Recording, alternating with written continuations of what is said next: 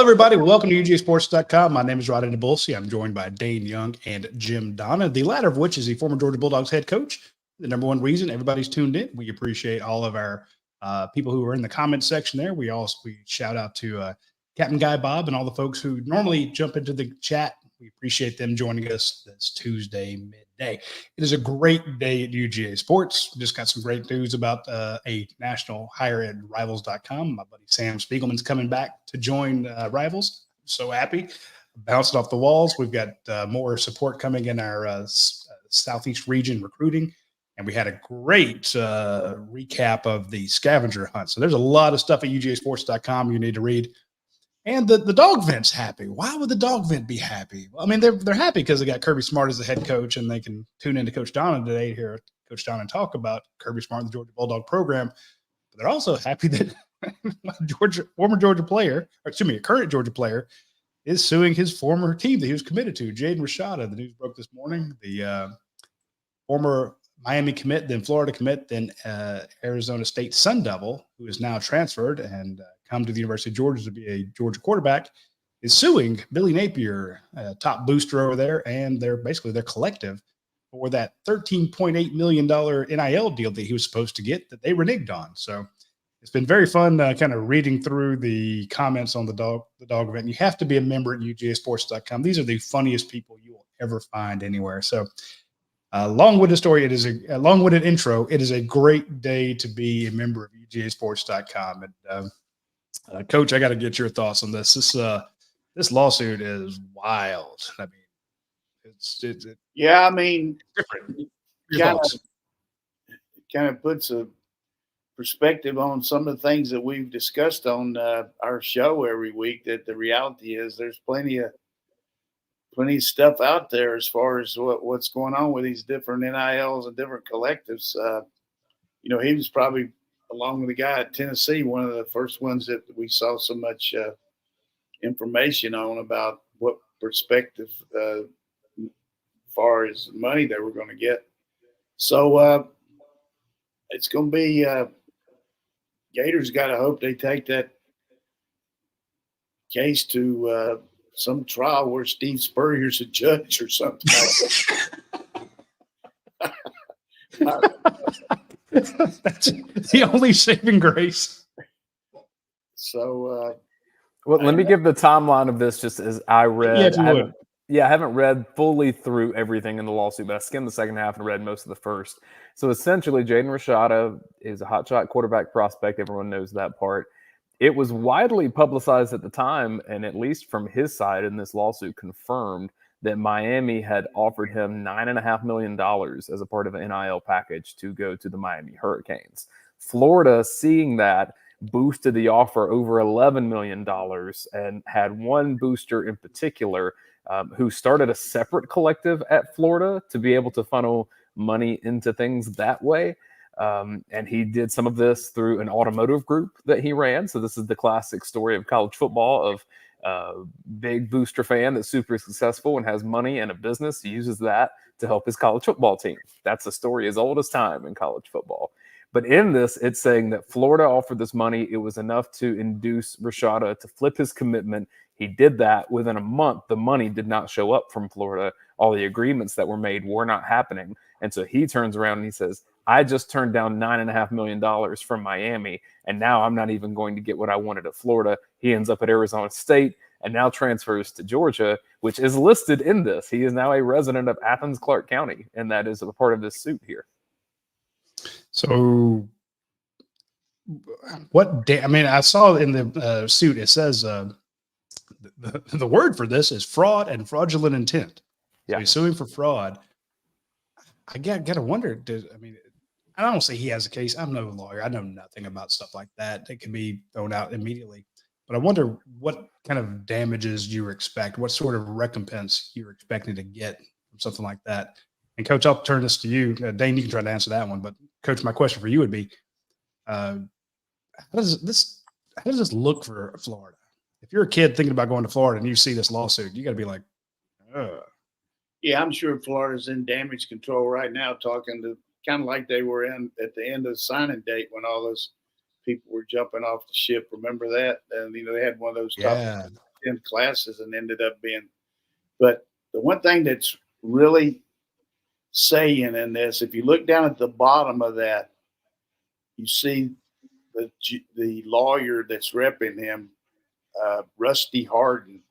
Now, that guy doesn't go around for just anything. This guy's a big-time lawyer. I'm talking about you're talking about the Kirby Smart type guy of lawyers. As far as Kirby Smart's the best coach, this guy's right up there with as far as a lot of the cases he's handled. So I'm sure he would get some of the percentage of it. But the fact that he's the one that's repping him, got to think they got a case. And, it's just so we've seen it when you go into court with certain guys, they just have a presence about them and they know how to work the system. And this guy, from all I've understood over the years, has had, you might look him up, Dayne, and read some of the people he's repped. But this is definitely going to be kind of a Christopher Columbus deal, I think. You know what I mean by that? You're setting the discovering America. Now you're going to be discovering what's the deal on NIL. I mean, who's liable and who's got to pay, and checks in the mail, but where in the hell is it? You know what I mean? So, well, and Coach, that's the part I find interesting is one, all these you've been saying for a couple of years now that the money that's being mentioned in NIL is astronomical, and so how much of that is being fulfilled? And so we've talked about what Georgia's doing, what other people are doing, and so like that part is really interesting. The other thing, and Roddy, I mentioned this to you before the show, Miami here is now having its dirty laundry in NIL shared publicly. And some of those Miami money people are crazy. And so you're nuts. They were eager to blow this thing up. We've seen it over the years with Miami, some of the things that have happened there. And, all of a sudden, these kids used to be, hey, Coach, can you help me get a deal on a car? Or Coach, can I get a summer job? Or can you help me out with tickets? Now, I need a realtor for the house I'm getting ready to buy. Could you help me get a realtor, Coach? Yeah. It's unreal. Well, MG has a question here in YouTube. It says, Roddy, can you explain why Kirby Smart would bring in a kid who has a money dispute with the rival? And I think that's a good question. And in the lawsuit, it says that Jaden's decision to attend Georgia this year was not in response to any promises, assurances, or offers connected to NIL money. He had learned his lesson. So that, plus, Rashada had to go talk to Kirby Smart to say, I'm about to do this, file this lawsuit, and make these headlines. It's going to have ramifications for you. Is that cool? And obviously, Kirby Smart didn't step in the way of anything. Well, you don't know that. Fair. That's fair. I mean, he could, more than likely, he told him, but hey, I don't want to be argumentative, but I mean, if you know for sure that was part of the deal coming in, hey, Kirby, I'm not going to come in for much because I'm going to hit the Gators hard. And Kirby said, yes, sir. Hey, no, but that didn't happen. But, well, I guess my assumption, Coach, is that if you come in, you wouldn't want to blindside your coach with this. Right. Well, you read the one thing that was really important here is that Kirby made sure, and I talked, Bobo, all those guys, that this kid's coming in here from, and you read the stories from his dad, he's coming in here from a development standpoint, thinking down the road. As he had to, knowing that there's, not only one guy ahead of him, several guys ahead of him. So, and we've talked ad nauseum here about Kirby's not going to upset the apple cart on the NIL for pay guys more than ones he got coming. Look at the guys playing in Nebraska now, Raiola. I mean, so, but a lot of conjecture back and forth. We can go back and forth on that, but you would hope that there was some kind of that was knowledgeable here. But Kirby's not one that really lets anything come up that he doesn't know about. So, but it's going to be just by the nature of it. You got a lawsuit of that magnitude. I guarantee you, it's going to hit Sports Center. I mean, it's a big deal. I mean, the ESPN's already reported on it. So I mean, so it's just well, and imagine this world where there's this NIL money out there. The courts and the federal courts are trying to determine if conferences and colleges will be the ones to pay players directly from athletic departments. That's kind of happening. What if Florida is having to pay between $11 and $15 million over the next year to Georgia's quarterback? Yeah, I mean, I would be cold blooded, but I mean, you got to think that the booster's the number one guy.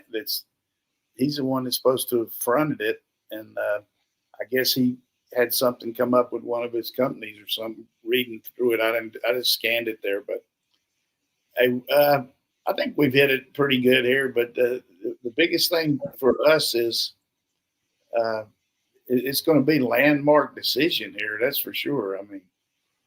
Well, the other thing, and this, I'm not just completely praising Georgia fluently on this, but we said for a while Georgia's been more conservative with some NIL things than other schools. I think this is one of the reasons for that. And maybe there are things you miss out on by being a little conservative. I'm not meaning not having enough money or anything. I'm meaning that Georgia, I don't think, has promised a lot of things that it couldn't deliver. Yeah, that's true. But here's the point that I think that Radi, me, we don't know what Georgia's doing. We don't know what Texas is doing. We don't know anything because you probably don't want that out there. That's your own business. You know what I'm saying? So, but the reality is, as many times as Kirby has come out publicly and said what we need to stay competitive, then Georgia's spending what's necessary, and it's just going to be up to see how much it's going to get to the point where they're, supply and demand. But hopefully they're going to find some way to help supplement this a little bit. But if anybody that sits there and reads a dog vent and thinks that you're not paying these guys a substantial amount of money, probably, needs, I don't know what to say to make them feel. But the reality is it's happening. It's there. These kids are making good money, and more power to them. Yeah, I mean, to your point, the Georgia quarterback Carson Beck goes and gets a Lamborghini that made national news. So I imagine this would make national news as well. But it's not like he didn't have enough money to get it. He did. It wasn't given to him because he's making decent money. Quote from the Florida Athletic Department. Spokesman Steve McLean regarding the lawsuit says, "We do not comment on ongoing litigation, and neither the University Athletic Association nor the university are named in the complaint. The University Athletic Association will provide for Coach Napier's personal counsel, and we will direct all questions to those representatives." So they're dodging this as well. They should. Coach, you pointed out that they were, damage control. This is absolutely damage control. And I did see one report. I was trying to find it. I just saw the quote on Twitter. I didn't see the original story, but apparently, according to one report that is out there, Rashada did tell Kirby Smart that he was going through with this thing, and Kirby did not stand in his way. And again, if you're about to sue the top booster, the NIL, and the head coach of another team, I'm sure you go sit down with Kirby Smart. Kirby runs a very tight ship. He does not like to be blindsided, and I'm sure Rashada did that. I think for sure they told him it's just a question of when. I mean, is that before? Yeah. So probably recently. Does it say when? I didn't. I got to find that report, and I'll look it up maybe during one of the breaks here real quick. I also thought the other piece of this, though, Roddy, is that just from the standpoint of Billy Napier, things already weren't going well at Florida in terms of wins and losses. And so if the decision makers at Florida need reasons to move forward on whatever they want to do with Napier beyond this upcoming season, this may be what they need to get that train moving too. Yeah, I mean, Billy probably calling his accountant and say, "Hey, how much of this am I going to have to take out of my settlement when I get fired?" Very true. That's good. I hadn't thought about that angle of it, Dayne. That's a good point. I also thought Billy's making a lot of progress with his team. Is it going to be enough? With the schedule they got. It could be 4-5 4-2, 5-1 going into the second half of the season. But the second half of the season, Florida is god awful. I like Billy Napier as a coach. I've said that ever since they hired him. I just think you have.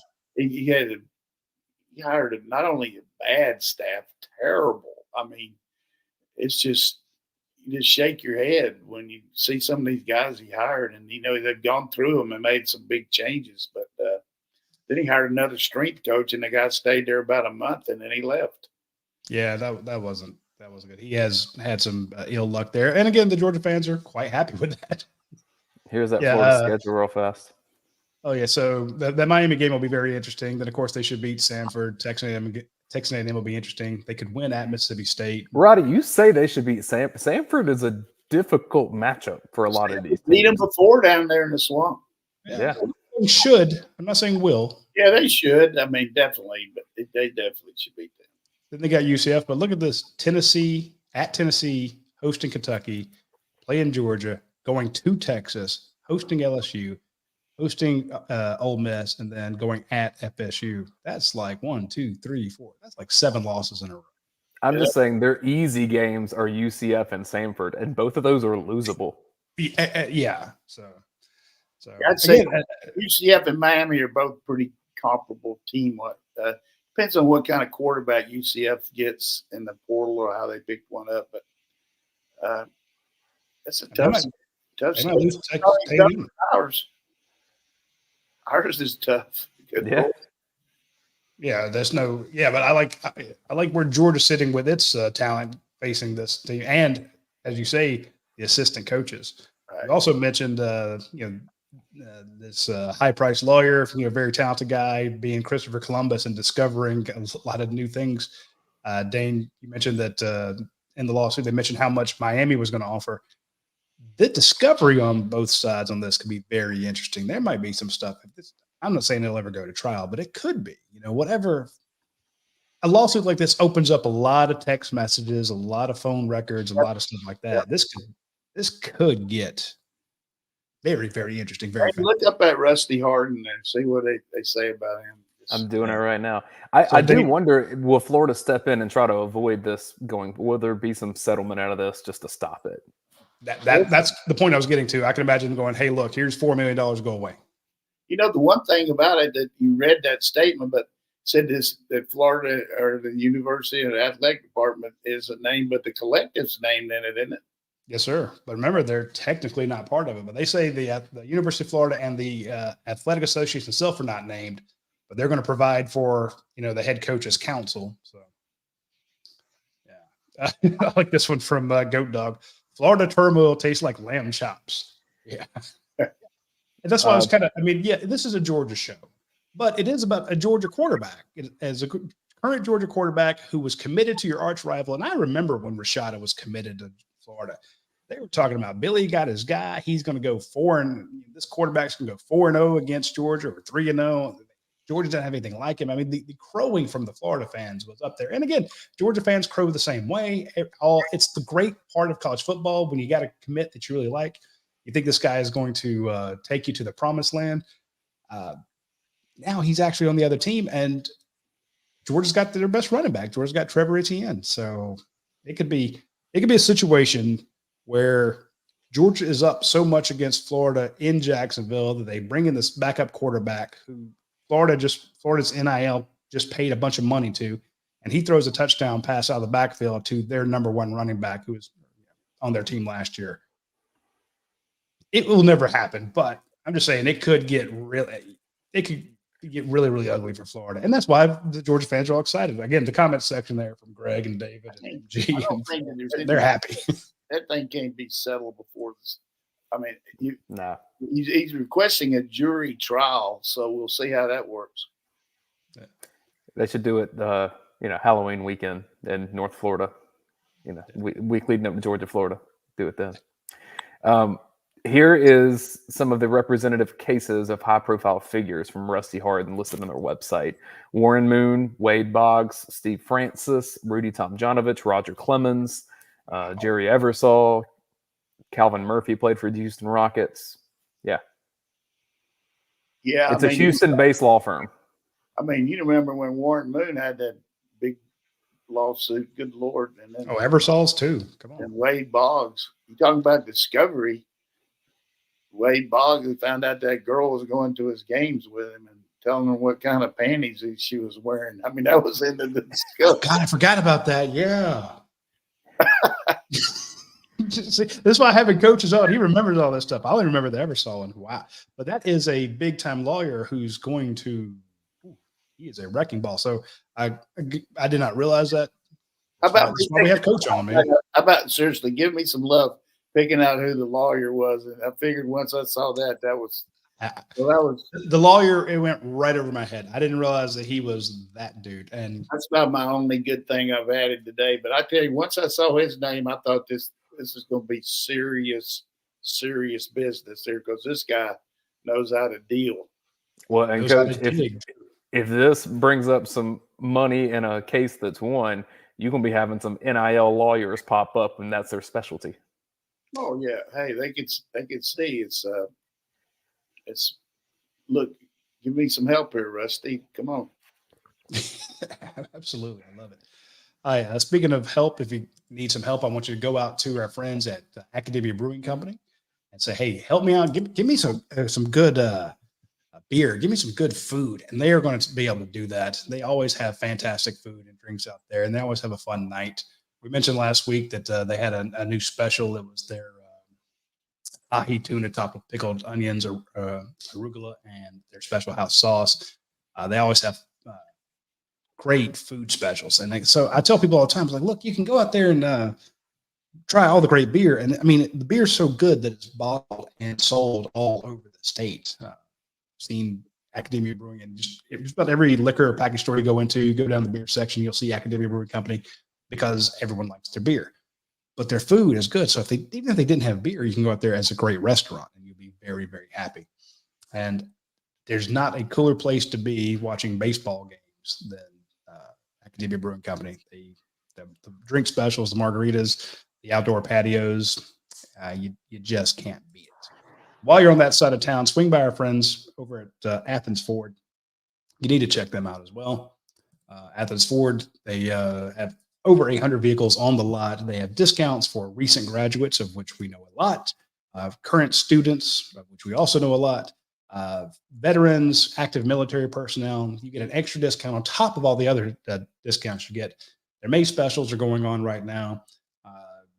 Lots of either finance deals, or I've seen $8,000, $6,000, and $14,000 off MSRP, or 3.9% financing for 72 months, 0% financing for 60 months. There's all sorts of fantastic deals going out there, but I could throw a bunch of numbers at you and all the discounts and stuff, and they'll just wash over the top of your head. You're like, look, Roddy, I'm driving to work. I'm listening to you guys on a podcast. I don't have time to write this down or research it. Just remember this. When I sat down with Athens Ford the first time, I said, what do you want to get across to people? What makes you different? And they said, our lifetime powertrain warranty. Not every Ford dealership does that. Not very few dealerships have that. So if you buy a vehicle from Athens Ford, or you buy even a used vehicle under 80,000 miles, you'll basically have the lifetime powertrain warranty. And that is very special and very unique to Athens Ford. So hit them up when you get a chance. Couple things of note, and we are going to get to the Heisman hype in that conversation. That's what we had planned to do, but it's been kind of a newsworthy day around Georgia athletics and college football. First, we need to discuss that Georgia is playing baseball right now in the SEC tournament against LSU. As we're speaking, Georgia down 5-1 to LSU in the top of the 6th inning. So the Dogs will need to come back there to get past LSU.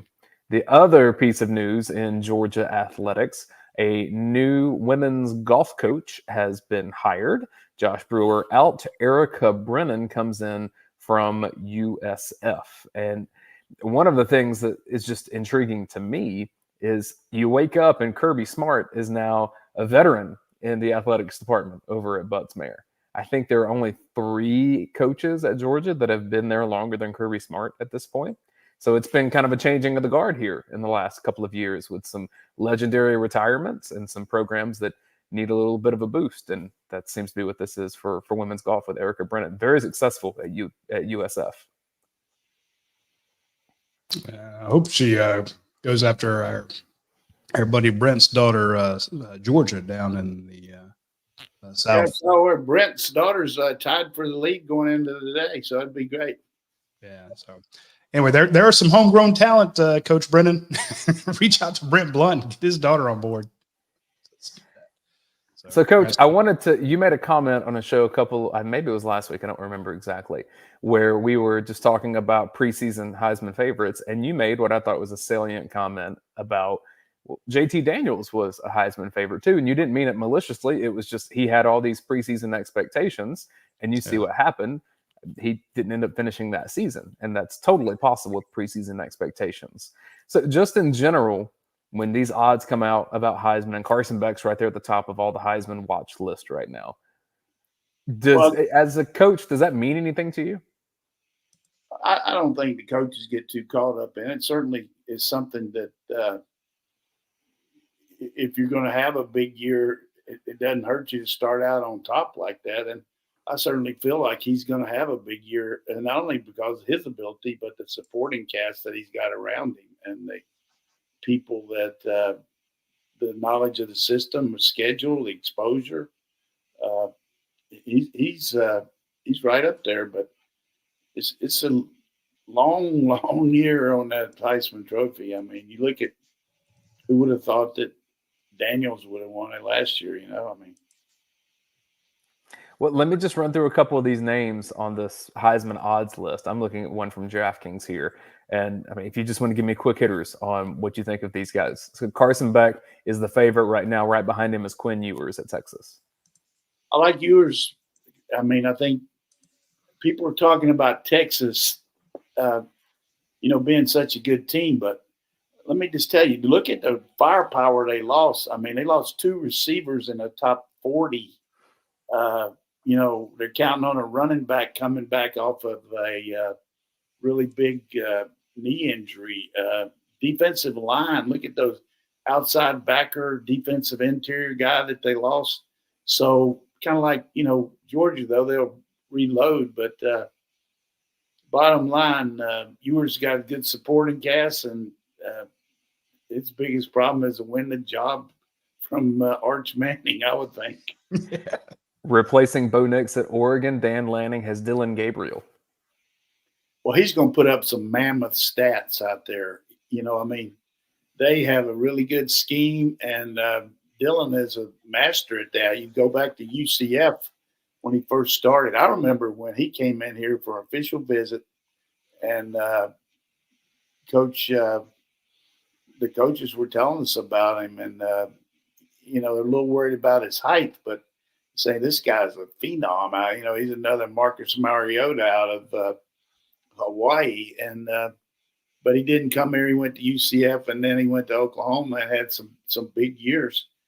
But there's a great example to me that I want to make a point that he might not be a legit pro quarterback, maybe a guy that could play, but maybe not a starter.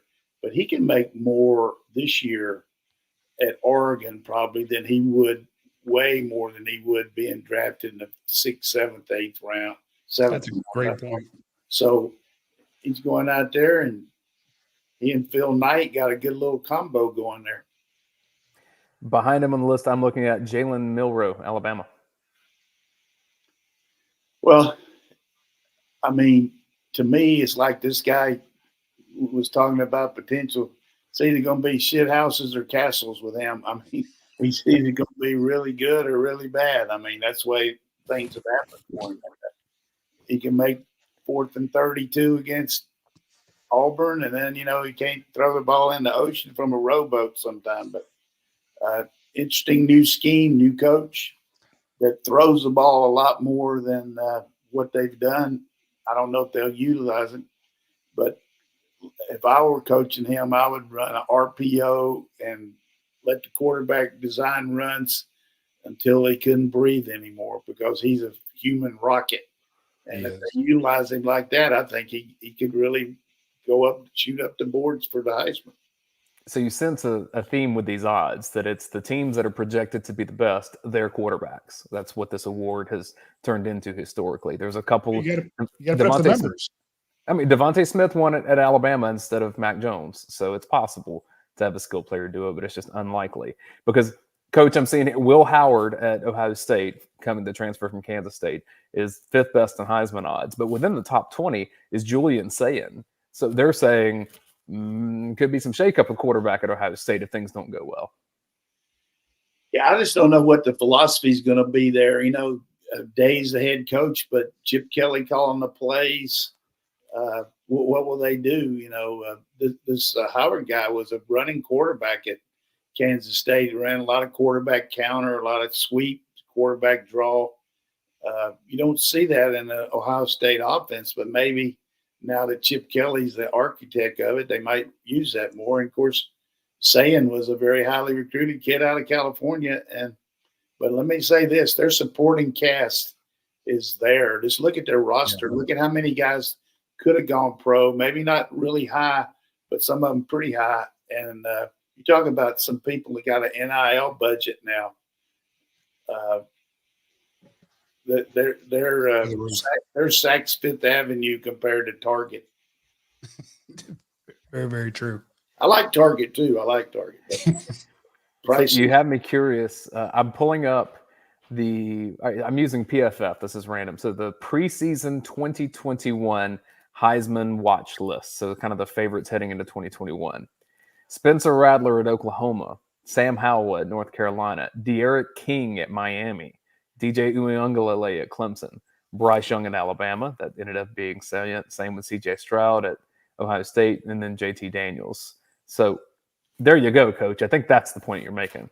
That for every time you get it right, there's a De'Aaron King in the top 5 where you're not very close.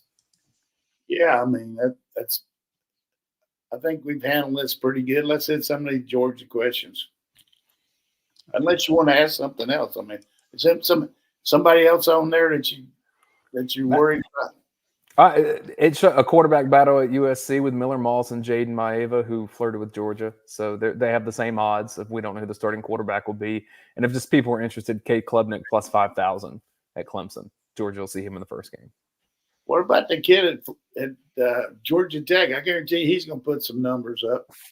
Not in the top 30 as I see it. Jackson Dart's on the list. Jackson Dart's high. Garrett Nussmeier at LSU's high.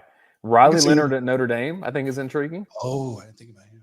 I like Riley Leonard. I mean, to me, that was one of the best best portal moves that anybody can make, picking him up, and he will definitely thrive in that offense. They brought back the coordinator that the coach at Notre Dame. They were both coaches together at Cincinnati, and then he left Cincinnati and went to LSU with the coaching staff down there, Coach Kelly, and now he's come back to Notre Dame. So all of a sudden now Cortez Hankton, who was here, is a co-coordinator at LSU now. Yeah, Hankton, he's working really hard on getting C.J. Wiley out of Georgia, out of Milton, one of the top wide receivers in the nation, who's a Peach State kid, and he's got I know at least his mom went there. So Georgia's looking very good to land C.J. Wiley, but you got to keep an eye on Cortez Hankton because he's got a couple first-round draft picks. Still call up and say, wasting your time, baby. There you go. Put one of those. What do you call it? Future cast. What do you call it? A future cast. Yeah, like put a future cast out for him, and you won't be wrong. There you go. Hey, I did one last night for Travis Smith Jr. That's a talented kid too. So if they get Travis Smith Jr. and C.J. Wiley, where's Travis? Where's he from? Travis Smith. He's also from Georgia. So good. Yeah. I didn't realize the junior. I thought it was just Travis Smith. So yeah, here we go. They're loaded. The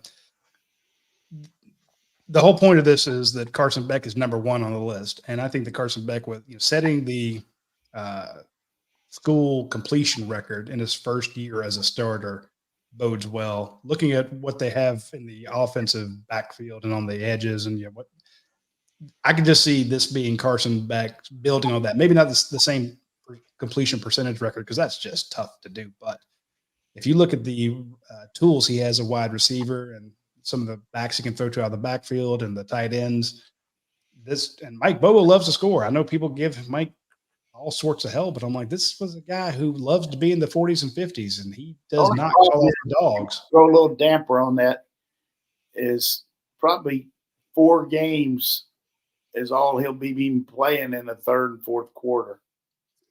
I was going to get there because I was going to say, Coach always tells us the defense in the second half has it easier because they get up by a lot.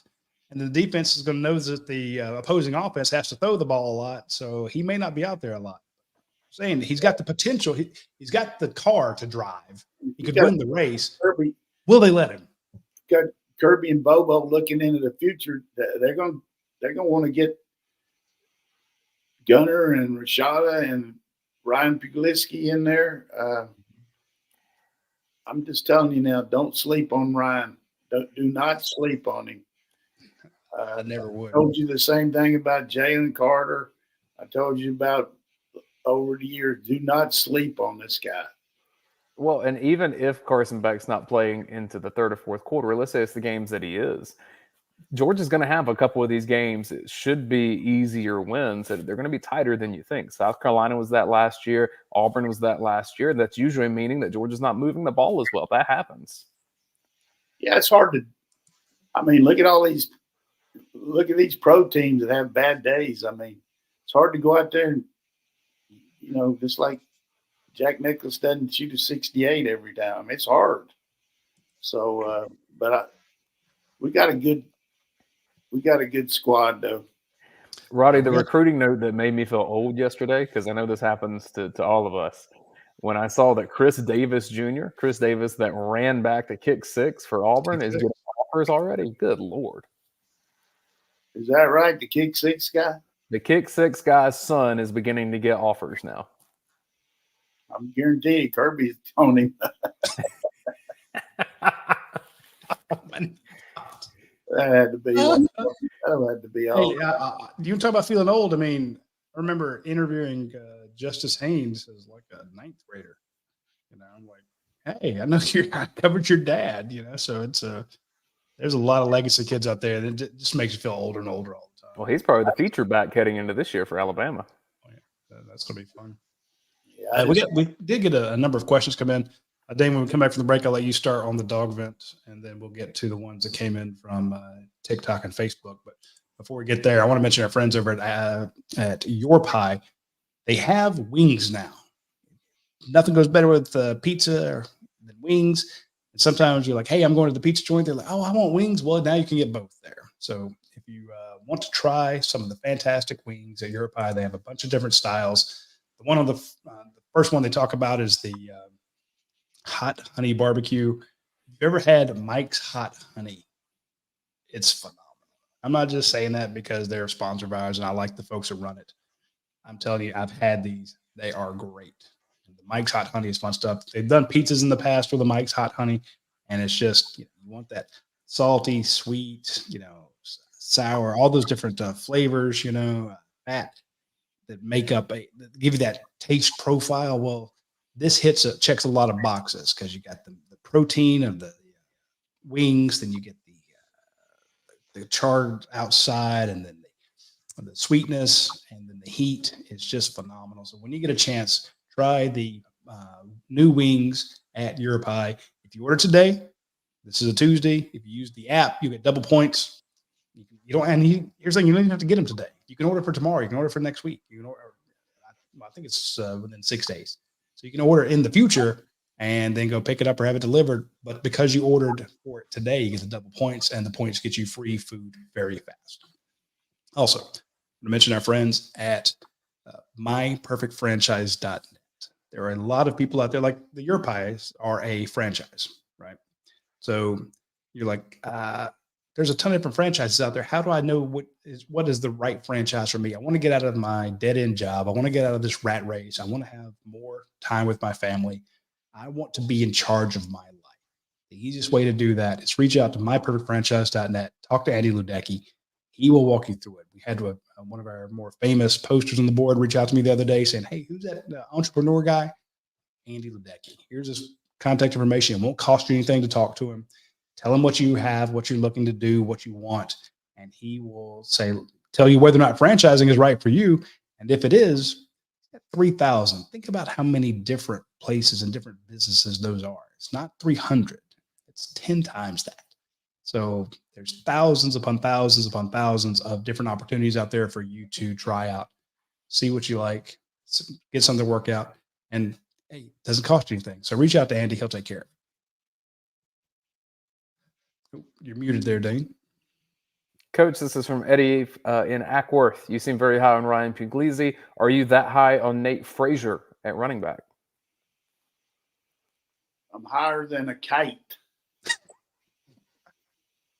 I mean, you're talking about James Cook type ability here, maybe a little stouter, but number one all-purpose back in the country. I mean, rated by every website, the number one running back for being able to catch the ball. You look in that All-Star game, first quarter, they threw him a wheel route for a touchdown. I mean, the only thing that's going to be a little different for him is that he's got to come in June. He wasn't here for spring. He's got a new coach that didn't recruit him, and he's going to be his running back coach, but that's going to work out. But bright future there for that guy. I mean, he's a can't-miss player. Update from baseball, Georgia trailing 5-1 in the top of the 7th to LSU. Coach, when you have a player on another team at Georgia, you're the football coach, but there's someone on another team, a Charlie Condon, that has become a legend in that sport. It's going to be one of the best Georgia players forevermore at baseball. Does that help football at all? Or are there ways that superstars on other teams at UGA help the football team? Well, you always like, and both Kirby and Mary Beth being ex-athletes here, I mean, they both support all the programs. But I think it's always good to see that, you got some national attention on players. But, there was occasion where we might recruit a guy that played baseball and try to get him to play both ways. But as far as playing playing football and baseball. But now the demands year-round, it's very difficult to play two sports. I mean, all the practice time they have in the spring for football. And, I think Kirby's role as far as telling them is if you can be a starter and not take away from your preparation for our team, if you can start on another team, they let them do it. I'm trying to remember. It's good to have that. I'm trying to remember more some of the recent two-sport athletes at Georgia. I mean, Fred Gibson's always one that comes to my brain. Larry Brown. Larry was the heck of a tight end, and I used to accuse him of playing basketball so he wouldn't have to lift weights. Hey, it's 13 minutes left in the second half. Here comes Larry Brown. Oh, look, their number one scorer just got shut down. Oh, look, he's in the third row. Larry Brown, Larry, he was doing a good job coaching. Now he's coaching over there at Oglethorpe, and he did get in the weight room, no question about it. But he was strong. He came in there and helped our basketball team. He was good. And I guarantee you, Champ Bailey and Terrence Edwards, they could have played. Terrence played a little bit, but I like the had an intramural team here one time with Champ Bailey and some other guys on it. And I went over there and they played like 8-minute quarters. Champ had 38. It was scary. Coach, a couple of years ago, I had a student on campus. I was talking to him, and he said that he was on an intramural team, got matched up against Darnell Washington.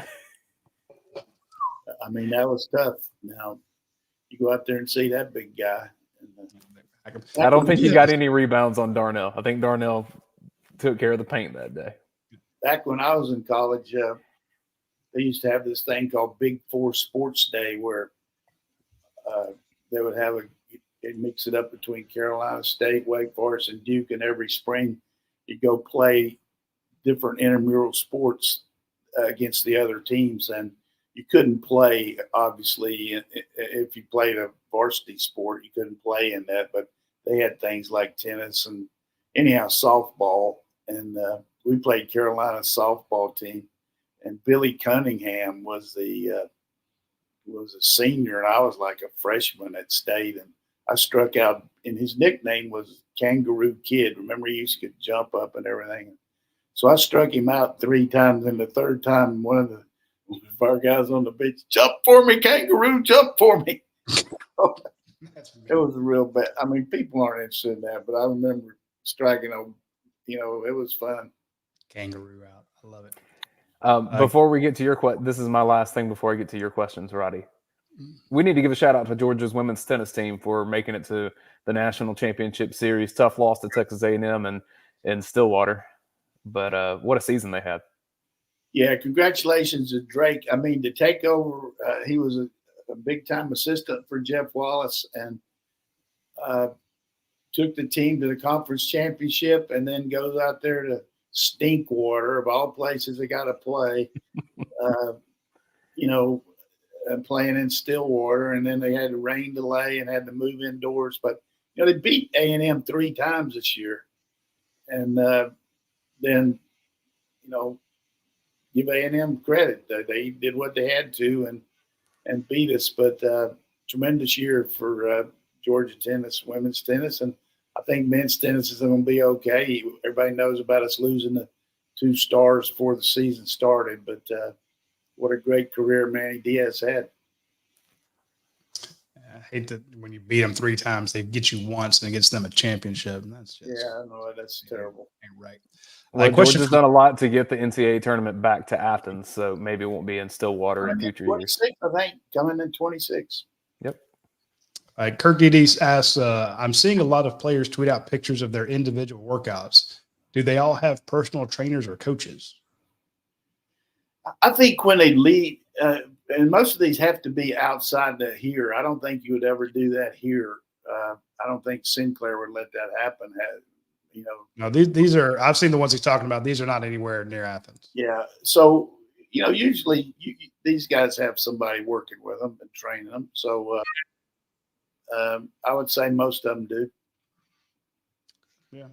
I know we always talk about the fact that the quarterbacks have like a quarterback coach or guy that helped them in high school, and they'll go back and talk to them and stuff like that. But it's real easy to have a trainer. And a lot of them, these guys actually go to a training camp. So they go back and, to their hometown and work out with the guy they used to before. So, yeah, I mean, I would encourage that, just to know that you don't lose that buff. You've gone home and you're still working out. And I know when we had the COVID situation, Kirby was getting those kids to send their workouts, back to Sinclair and the coaches so he could see what they were doing.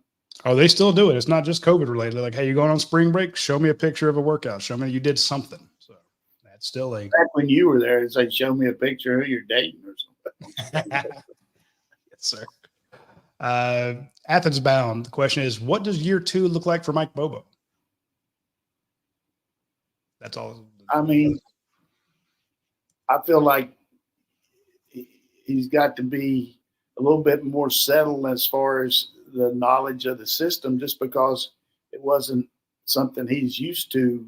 He'd call plays in different ways as far as the nomenclature, what you call them and everything. And so I think, and he was certainly comfortable doing it last year, but you got to be you might see a little bit more of maybe his own stamp on something they might add that they didn't have last year. But I wouldn't trade Mike for any quarterback coach or offensive coordinator in the country. For as much as we know Georgia can air it out, I do think some games this year will dictate, get on the ground, run that clock, get some plays moving along, and stomp on the throats of the other team that way. With Georgia's big offensive line, there just aren't many defensive fronts that can stand up against that. Yeah, I agree. We're going to be balanced, that's for sure, but take what they give you.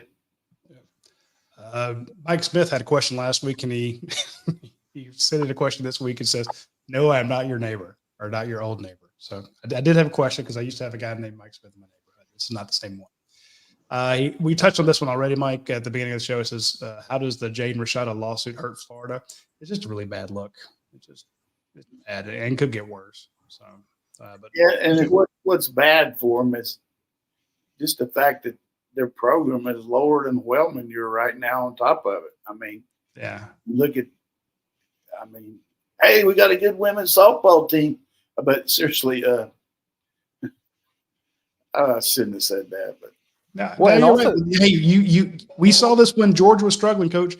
you pick up the other schools because you're a fan of the school. So if any other team's doing well, you get behind them. For your rival. I mean, that's just the way it is.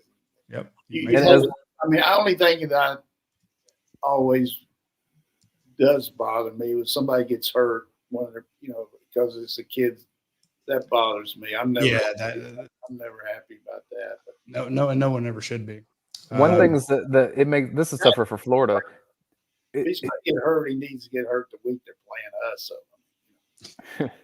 In a lot of years in the previous structure with divisions, you could win the right game and put you on a trajectory to win your side of the division and make the conference championship. With that not happening anymore, just being the top two teams, a little bit tougher to elevate beyond what you currently are as a team. Yeah, but hey, you can still make the playoffs not being in the top two here. So, and you don't have to play another game in the championship. So the only problem is you probably would have to play a first game instead of getting a bye, but it's kind of a knockoff there. But this whole season is going to be, the unknown. I mean, nobody's ever been involved with this 12-team playoff. So going to be a lot of ups and downs as far as who's going to be the 12th. Question from Big Sky. Bring you two gurus here. What would you say the over-under number for the Big Ten and the SEC out of the 12? One at a time, Dane. Give me your 8.5. Good Lord. I think that's the over-under. I was going to say 6.5. Yeah, I mean, if it went 8, I mean, some of these other programs would probably, good Lord. I thought it was 6, 3 from each. 3 teams from each for sure. But, you got to figure Ohio State, Michigan, Oregon, or Washington, and then Georgia, Texas, and somebody else. Yeah. So I figured, but today's point, the way you see that kind of cluster of all those teams that have been ranked in the top 12 over the last 3, 4, 5 years, most of them are in the same 2 programs or same 2 conferences now. So, it's going to be some weird discussion because if an LSU, let's say they have 3 losses and you're looking at, one of the Big 12 teams that has 1 or 2 losses, how do you compare that? Or an ACC team, So what do you have? You have to have, there's a conference champion. How many of those make it? Those are the automatics, right? So that's the 4 automatics. Well, so you could have a Big 12 champion with 2 losses. Very true. You're right, Coach. This is going to be a learning year.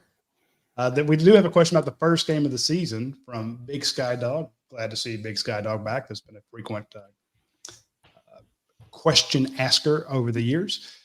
Who is Coach's early pick to be the mouth-watering player of the day versus Clemson? This is an early pick, Coach. This is 103 days out. You got to pick a mouth-watering player. Well, early lean. I'm just not. You got to give me a little learning process here.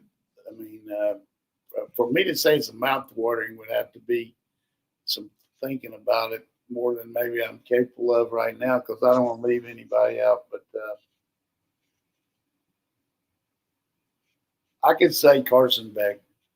That's exactly what I was going to say. That would have been my pick too. I think he's going to get him in the dome with those wide receivers, and as well as Georgia's usually geeked up for that first game.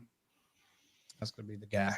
As much as you can compare this to the last time that Georgia played Clemson, that was such a defensive game, and it took a pick 6. There just wasn't any offense happening. So it seems like Georgia's more primed to put a ton of points on the board here, and Clemson's going to struggle with that.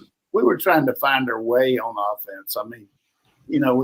We were really looking to build our offensive attack, and we played not to lose once we got ahead on that pick. So I think that's not our style now as much. We're a little bit more wide open. And I'm worried about all these transfers that Dabo's going to get this summer.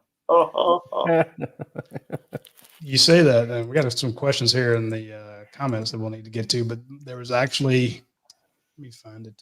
Well, I want to stick up for Dabo for 1 second, because one of the things that he said, and he makes a lot of comments now that people jump on, but he said there's just not a lot of players in the portal that are good enough to play at Clemson. And I think that's totally true. The majority of players that transfer aren't good enough to play at a Clemson or a Georgia or somewhere like that. Exactly. And he makes a good point, and I'm a good friend of Dabo's. I just think that when you lose a player and you got a chance to get a player that's like him from another school, like we've done, receiver-wise or DB-wise, look at Tyke Smith. Look at these two receivers we got last year and then the ones this year. Really, if they could – I'm just telling you right now, unless they got some running backs that they've kept in the weight room and hadn't used, I got to think they could take a running back and help them. Clemson. Well, that was a question from CCUGA. It says, why doesn't Clemson take transfers? It seems stupid to me.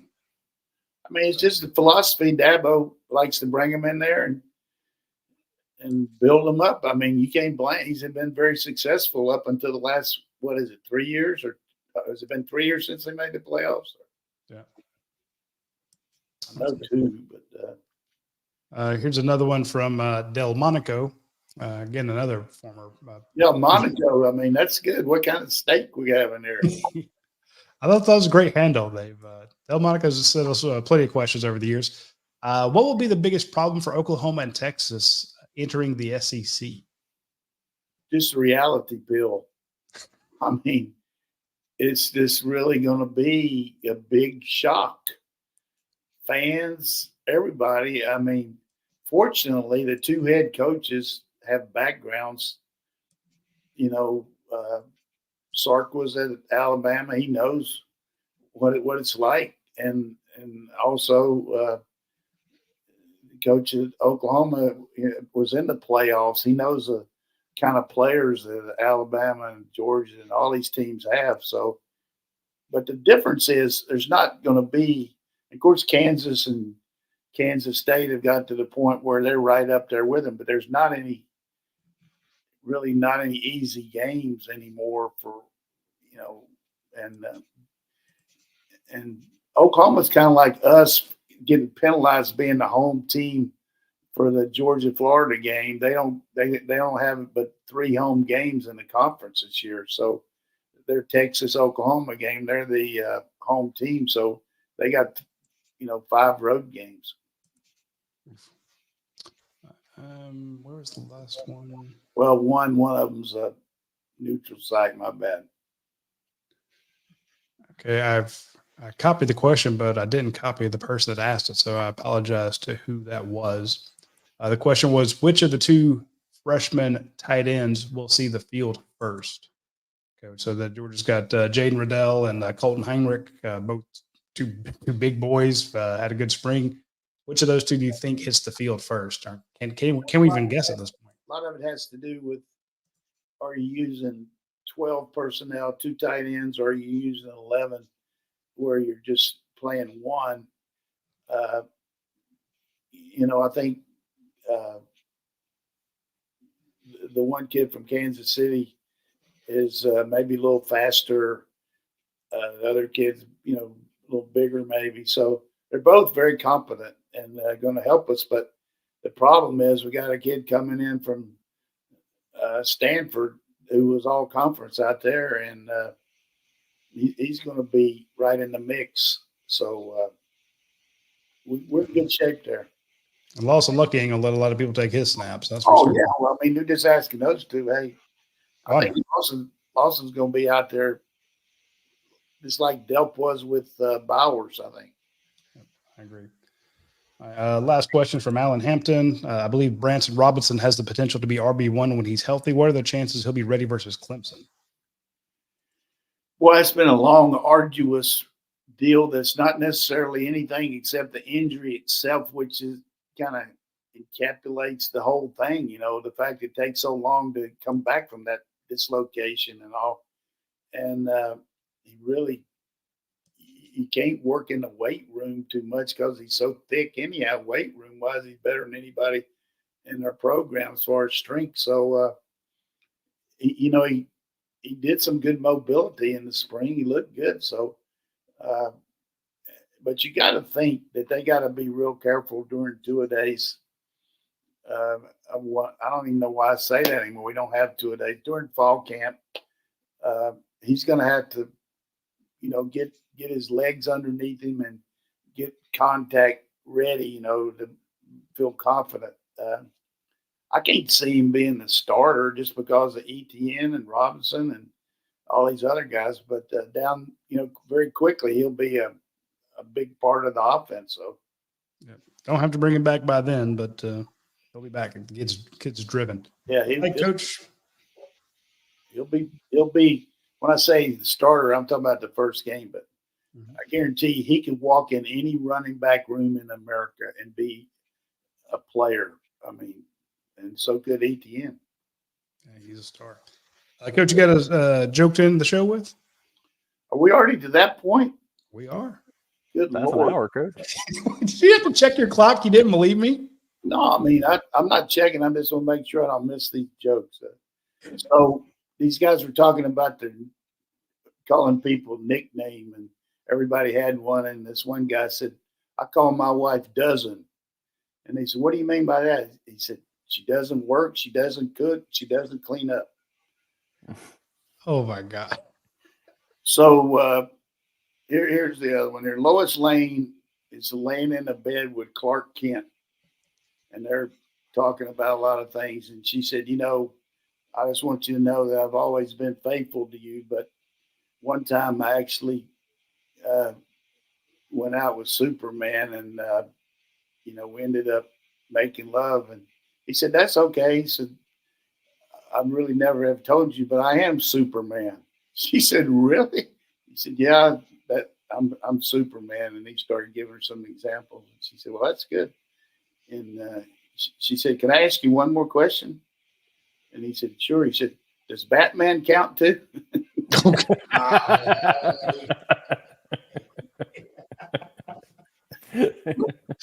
Oh, that's good. That's a good one. So I have one more because these are short, but I just got to get to it here because I can't remember all this. But if anybody wants to cut the show off, they can. But I know Jermaine King likes that. He knows his Superman and Batman. What's the other? So agrees. This prostitute working this convention and center out in Vegas, and she goes in this place and realizes it's actually a stutterer convention, and so she can't figure out what she's going to do, and these guys just can't talk to her very good. So finally, she just goes up to these three guys at the bar and said, "Look, I'm just having a bad night. I can't get anybody." Said, "I'll just let. If one of you can tell me where you're from and not stutter, I'll let you go upstairs and have a free night with me." And so looks at the first guy and he says, "Cleveland." He said, "Oh, no chance. No chance." So the next one goes up, Baltimore. He said, no chance. Right two. And so the third one gets there and says, Miami. She said, okay, come on. So they go upstairs and take care of business, and he gets ready to leave. And he says, beach.